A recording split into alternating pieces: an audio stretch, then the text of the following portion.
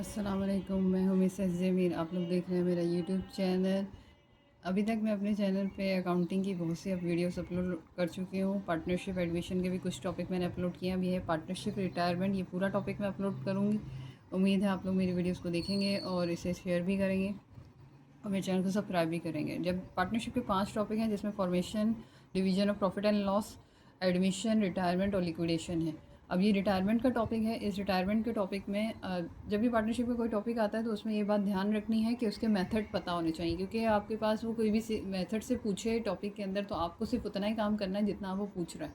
हम पढ़ते तो सब है क्योंकि हमारा सिलेबस होता है वो, लेकिन टॉपिक के अंदर जितनी रिक्वायरमेंट की है, जितना उसने पूछा है, मुझे सिर्फ उतना ही आंसर करके पेपर को क्वेश्चन सॉल्व करके देना है। तो पार्टनरशिप रिटायरमेंट में सबसे पहले जो टॉपिक होता है, sale of interest share by retiring partner. जाने वाला जो है अपना इंटरेस्ट सेल करके जा रहा है रिमेनिंग पार्टनर्स को। यहाँ इस मेथड में रिटायरिंग पार्टनर अपना इंटरेस्ट, हिस्सा या कैपिटल रिमेनिंग पार्टनर को सेल कर देता है और रिमेनिंग पार्टनर्स रिटायरिंग पार्टनर को प्राइवेट सोर्सेज से, यानी कि जो रिमेनिंग पार्टनर है वो रिटायरिंग पार्टनर को कुछ अमाउंट पे करते हैं या कुछ गिफ्ट वगैरह या कुछ भी दे देते हैं। वो अगर उसमें मेंशन है तो आपने उसको इग्नोर कर देना, वो आपने लेना नहीं है, क्योंकि वो बिज़नेस में नहीं आएगा। हमें अकाउंटिंग में से वो चीज़ें मेंशन करनी होती हैं जो बिज़नेस में, जिसमें कैश का आना या कैश का जाना या चीज़ का आना, कैश के बिहाफ पे चीज़ का जाना इन्वॉल्व हो। तो अगर उसमें कैश वगैरह बिजनेस में नहीं आ रहा है, एज अ गिफ्ट है, तो वो आपने लेना ही नहीं है। तो सबसे पहले जो हमें मेथड है वो है सेल ऑफ इंटरेस्ट। अब इसकी पहचान कैसे होगी, इसके लिए मैंने एक एग्जांपल लिखी है। A B and C were partners having capital of rupees 84,000, 90,000 and 1,20,000। ये रिस्पेक्टिवली लिखा हुआ, इससे मुराद ये होती है कि अगर उसने सारे नाम पहले दे दिए हैं तो पहली अमाउंट पहले नाम के साथ है, दूसरी अमाउंट दूसरे के साथ और तीसरी अमाउंट तीसरे के साथ है। अब सी सेल 60% इंटरेस्ट। अब इसका मतलब है सी सेल कर रहा है, यहाँ से लिख C retire from the firm. C जो है फर्म से रिटायर हो रहा है, इसका मतलब है सी का कैपिटल चेक कर लें तो 1,20,000 है। अब सी सेल कर रहा है 60% इंटरेस्ट टू ए 95,000 के लिए। जो 95,000 है ये इग्नोर करना है, इसको मुझे बिजनेस में नहीं लेना। And 40% is sold B for 60,000 और 40% आप बी को बेच रहे हैं 60,000। ये 95,000 और 65,000 को इग्नोर करेंगे, ये हम नहीं लिखेंगे। Required record the retirement of C and also prepare the balance sheet after retirement of C. तो आपको कह रहा है कि इसकी रिटायरमेंट को रिकॉर्ड करें और फिर उसके बाद बैलेंस शीट भी बनाएं। अब ये हमने इस तरह की सेटिंग लगाई, calculation of C retirement under sale of interest method. A capital C capital multiply by 60%। तो सबसे पहले हमें निकालना है कि ए सी का 60% कितना बनेगा। तो ए का कैपिटल था 1,20,000 और इसका हमें लेना है 60%। तो 1,20,000 का 60% होता है 72,000। तो ये यहाँ पर ए लेगा सी का कैपिटल इतना। अब बी के लिहाज से लिखेंगे तो 20 capital is equals to C's capital और वो सवाल के अकॉर्डिंग है 40%। अब 1,20,000 का 40% हम निकालेंगे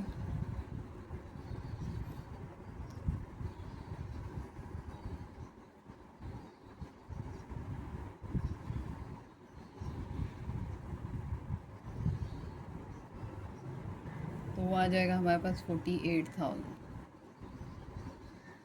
तो ये हमारी हो गई है कैलकुलेशन। अब हमें इसकी बनानी है एंट्री। एंट्री बनाने के लिए मैं लाइंस लगा लेती हूँ पहले। ये इस तरीके से जनरल ड्रॉ हो गया। अब एक टॉपिक ये याद रखना है कि टॉपिक रिटायरमेंट का है और जब भी जो पार्टनर रिटायर होगा उसका कैपिटल डेबिट होगा जितनी उसकी वैल्यू आपके पास बुक में अवेलेबल है। तो सबसे पहले जा रहा है सी और सी का कैपिटल हमें करना है डेबिट। सी का कैपिटल हो गया डेबिट और सी का कैपिटल था 1,20,000 और ये दोनों परचे कैपिटल इसका सेल कर रहा है ए को और बी को, तो वो लोग इसका कैपिटल ले रहे हैं तो उनका कैपिटल इंक्रीज़ हो रहा है। और जब भी रिटायरमेंट का टॉपिक आएगा और पार्टनर्स के किसी भी अकाउंट, पार्टनर्स के जो भी चेंजेस होते हैं सैलरी की वजह से, बोनस की वजह से या किसी चीज़ के लॉस की वजह से, वो सब कैपिटल्स में ट्रांसफ़र किए जाते हैं। इसलिए जब भी एंट्री बनेगी तो उनका कैपिटल आएगा। तो बी का कैपिटल 48,000। तो ये इस तरीके से एंट्री टैली होगी। हम इसको कैश पेमेंट नहीं कर रहे हैं, हम इसका इंटरेस्ट सेल कर रहे हैं। तो टू रिकॉर्ड रिटायरमेंट ऑफ सी।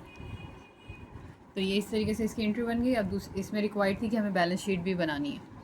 अब ये बैलेंस शीट का फॉर्मेट है। बैलेंस शीट में चूँकि सी रिटायर हो गया तो बैलेंस शीट में अब ऊपर नाम, अगर बिज़नेस का नाम है तो वो तो वही रहेगा, लेकिन अगर बिज़नेस का नाम नहीं होता तो हम पार्टनर्स के नाम लिखते हैं। तो यहाँ पर अब ए और बी का नाम आएगा, सी का नाम नहीं आएगा।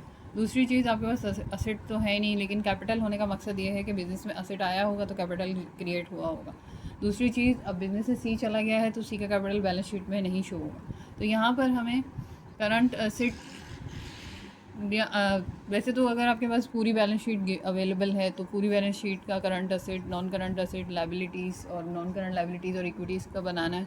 तो यहाँ पर सबसे पहले अगर मैं देखूँ तो मेरे पास कुछ प्रॉपर इन्फॉर्मेशन नहीं है, तो यहाँ पर लाइबिलिटीज़ वगैरह मैं क्रिएट नहीं करूँगी। यहाँ पर मैं पार्टनर्स इक्विटी की हेडिंग लगाऊँगी। पार्टनर्स इक्विटी में मेरे पास अब 2 के कैपिटल बच गए, ए का कैपिटल और ऑनर इक्विटी नहीं लगाएंगे, वो सोल प्रोप्राइटरशिप में होती, और 20 कैपिटल।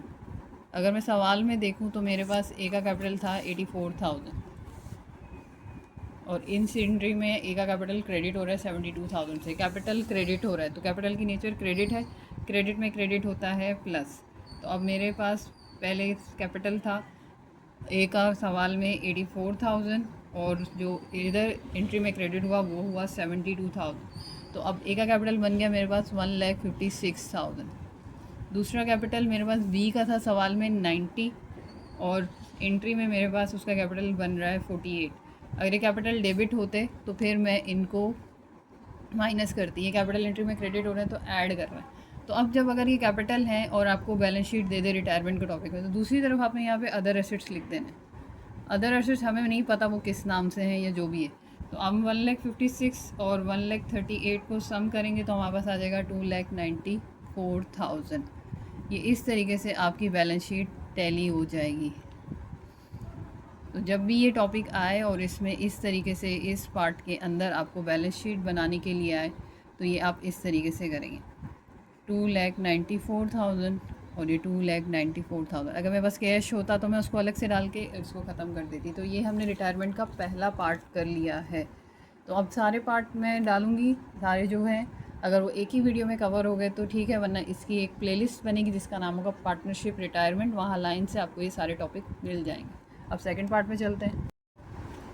पार्टनरशिप रिटायरमेंट का अब सेकंड केस करने जा रहे हैं हम। सेकंड केस में टोटल आउटस्टैंडिंग जिसकी अमाउंट होती है हम उसको पे कर रहे हैं। तो यहाँ पे आपके पास इसी सवाल की मैं एग्जांपल 2 दे रही हूँ और डेटा उसका यही है। ए बी सी पार्टनर है, 84, 90 और 120 कैपिटल है और सी रिटायर हो रहा है। अब यहाँ पे हम एग्जाम्पल दे रहे हैं, C is paid exactly amount outstanding to his credit. जितनी अमाउंट बन रही है हम उसको दे के क्या कर रहे हैं, फारिग करें। जब इस तरीके का वर्ड आ जाए, कोई कैलकुलेशन नहीं करनी है, डायरेक्ट एंट्री बनानी है। मैंने जना ड्रॉ कर लिया है और यहाँ पे मैं एग्जांपल 2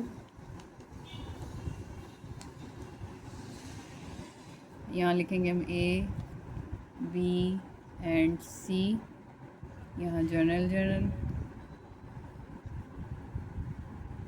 ये लाइंस लिखना मस्ट होती हैं। और यहाँ सीरियल नंबर, ये डिस्क्रिप्शन, पार्टिकुलर्स भी लिख सकते हैं आप, पोस्टिंग रेफरेंस, और ये डेबिट और ये क्रेडिट।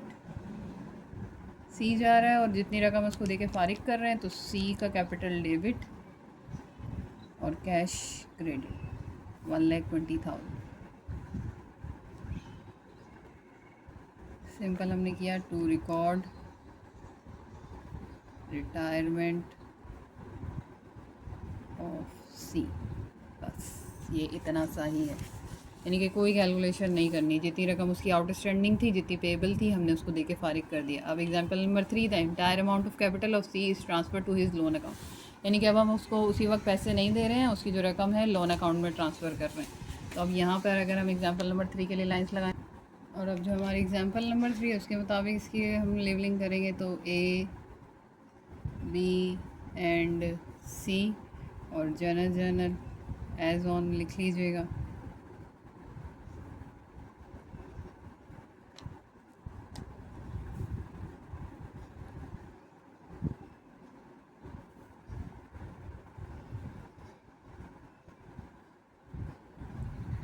अब इसमें सीधा सीधा वो कह रहा है कि जितनी अमाउंट है उसकी, उसके लिए हम उसको लोन अकाउंट में ट्रांसफ़र कर रहे हैं। तो कोई कैलकुलेशन नहीं करनी है, सी का कैपिटल डेबिट करेंगे, यानी कि अभी पेमेंट नहीं करे, पेमेंट हम उसको बाद में कर देंगे। तो सी का कैपिटल 1,20,000 और उसके लिए लोन पेबल बन जाएगा। 1,20,000। और जब अगर हम इसकी बैलेंस शीट बनाएंगे तो इसकी बैलेंस शीट में लोन पेबल लाइबिलिटीज़ में आ जाएगा और ज़्यादा कुछ नहीं होगा। टू रिकॉर्ड रिटायरमेंट ऑफ सी, ये अब मैंने सेल ऑफ इंटरेस्ट या उसमें आउटस्टैंडिंग पेमेंट या उसमें उसकी पेमेंट के लिए लोन आपको बता दिया है।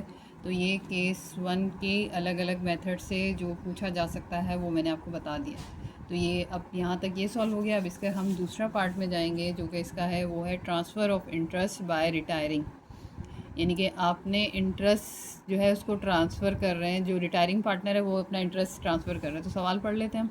P, Q and R were partner sharing profit and losses in the capital ratio the balance sheet as under. तो अब यहाँ बैलेंस शीट दे दी है। पीछे जो डेटा था वो रॉ डेटा था, अब यहाँ बैलेंस शीट दिए। तो कैश है, अदर एसेट्स हैं आपके पास P, Q, R, ये इनके कैपिटल है। अब P ट्रांसफ़र कर रहा है 1/3 interest to his wife Z को और रिमेनिंग अपने बेटे T को with the consent of other partner. अगर पार्टनरशिप में कोई फैमिली मेम्बर इंटर कर रहा है तो उसके लिए बाकी पार्टनर्स की रजामंदी होना ज़रूरी है। तो यहाँ पे कॉन्सेंट मतलब रजामंदी है बाकी पार्टनर्स की।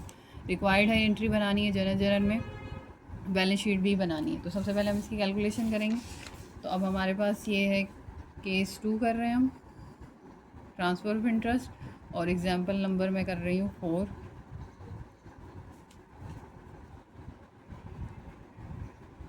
अब यहाँ पे जो जा रहा है वो कौन रिटायर हो रहा है बिजनेस से? पी ट्रांसफ़र कर रहा है। इंटरेस्ट क्लियरली नहीं बताया, तो पी ट्रांसफ़र कर रहा है, इसका मतलब रिटायर भी कौन हो रहा है? पी रिटायर हो रहा है। तो कैलकुलेशन फॉर पी रिटायरमेंट।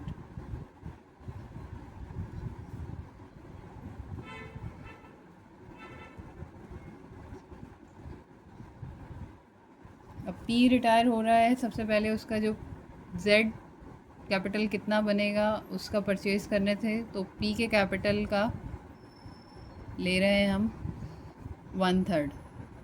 तो यहाँ से हम देखेंगे तो पी का कैपिटल है 1,62,000, इसका 1/3 निकालेंगे तो ये हमें बनेगा 54,000।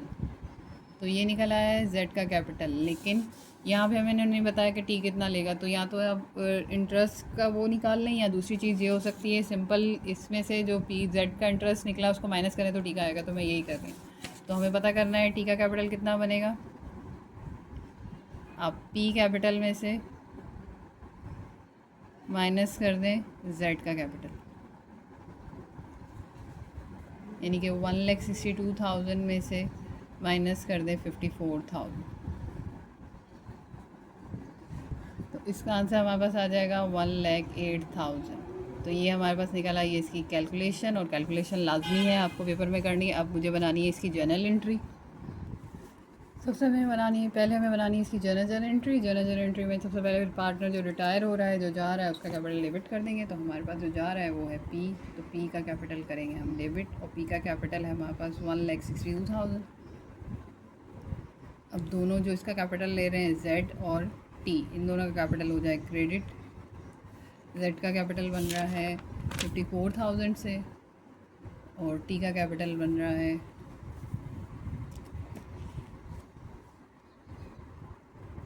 1,08,000। तो ये हमारे पास इस तरीके से रिटायरमेंट हो गई है। To record retirement of P, ये हो गए। अब सेकंड रिक्वायर्ड थी इसकी बैलेंस शीट बनानी, तो ये मैंने बैलेंस शीट का फॉर्मेट कर लिया है। बैलेंस शीट में पी का नाम नहीं आना था, RQTZ, क्योंकि पी रिटायर हो गया। तो यहाँ से ये अब जो बाकी बचे हैं उनका नाम आएगा। अब यहाँ पे अगर हम बैलेंस शीट देखें तो ऑलरेडी बैलेंस शीट गिवन है। जब बैलेंस शीट गिवन है तो यहाँ अब मैं वो हेडिंग्स वाइज काम करूँगी। तो सबसे पहले मेरे पास आएगा करंट असेट्स। कैश का आना जाना एंट्री में कहीं पर भी नहीं हुआ, तो कैश जितना आपको गिवन है 6,48,000 आप वो लिख लें। अदर एसेट्स में भी ख़ास फ़र्क नहीं आया होगा क्योंकि सी का आना जाना हुआ है, तो अदर एसेट्स भी हम यहाँ लिख देंगे। अदर एसेट्स मेंशन नहीं होते हैं कि क्या हैं, तो इसमें हम कैटेगराइज नहीं कर सकते। 2,59,200। अब यहाँ पर मैं हेडिंग लगाऊंगी पार्टनर्स इक्विटी की। पार्टनर्स इक्विटी में मेरे पास सबसे पहले पी को मैं रिटायर कर चुकी हूँ। क्यू का कैपिटल है, ये मैं कहाँ से लिख रही हूँ, ये मैं यहाँ से जो क्वेश्चन गिवन है, ये क्यू का कैपिटल गिवन है 97,200। फिर आर का कैपिटल, क्योंकि इनके कैपिटल में कोई चेंजेस नहीं आया, एंट्री में इनका कोई कैपिटल आया नहीं है, तो यही ऐसे ही ले लेंगे 6,48,000। फिर जो दो लोग नए आ रहे हैं एंट्री में, जेड और टी, उन दोनों का कैपिटल आ जाएगा। जेड कैपिटल 54,000 और टी कैपिटल 1,88,000। इक्वल करेंगे टोटल असेट्स, टोटल इक्विटीज़।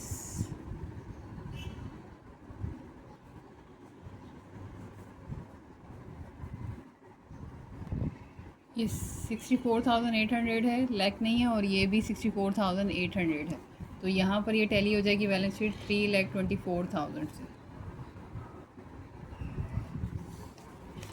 तो ये इस तरीके से ये आपकी बैलेंस शीट ऊपर गिवन थी, उसके अंदर जो जो चेंजेस किए ये हमने केस 2 कर दिया है। तो ये यहाँ तक मेरे पास मैंने आपको transfer of interest by retiring partner कर दिया है। उम्मीद है ये आपको समझ आएगा। अब मैं इसी के पार्ट्स कंटिन्यू करूँगी और ये सारे पार्ट्स आपको मिलेंगे मेरी यूट्यूब चैनल की प्लेलिस्ट पार्टनरशिप रिटायरमेंट में।